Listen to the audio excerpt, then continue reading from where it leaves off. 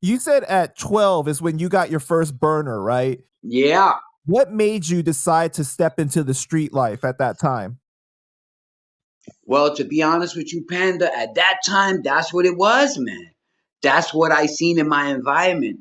That's what the kids was doing. At that era, everybody was a stick-up kid. Well, of course, not everybody, but if you wanted to be with the it crowd, what they would call today the thugs, the gangsters. Back then, it was the b-boys, and everybody wanted to be a tough guy. And if you was a tough guy, you had to carry a gun, and if you carried a gun, you was robbing people. And what we used to rob a lot was the sheepskins and the bombers. And I want to state something before we go any further. Your boy C Rock would always follow the G code. At 13 years old, I would never rob no females or no people old enough to be our parents.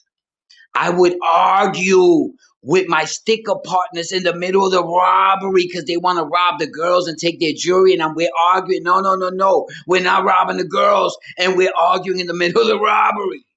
I refuse to stick up any girls, any women. We would target guys our age, teenage guys. So we'll catch them at the bus stop. It'll be like 4 or 5 of them. Back out the burner on them and run your shit. It was as simple as that. You know what's so crazy is that like nowadays it seems like there is no code whatsoever, right?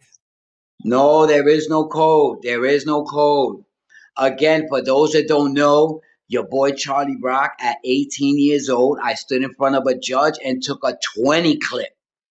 I took a 10 or 20 to the chest at 18 years old when I could have easily got 5 or 6 years if I would have testified. But testifying and being a rat back then, it wasn't even an option. No way, my man. You got knocked, you got to hold that down. I'm not saying that dudes ain't rat. I'm sure there was some dudes that ratted. But the norm was, my man, if your ass got knocked, you got to hold that down.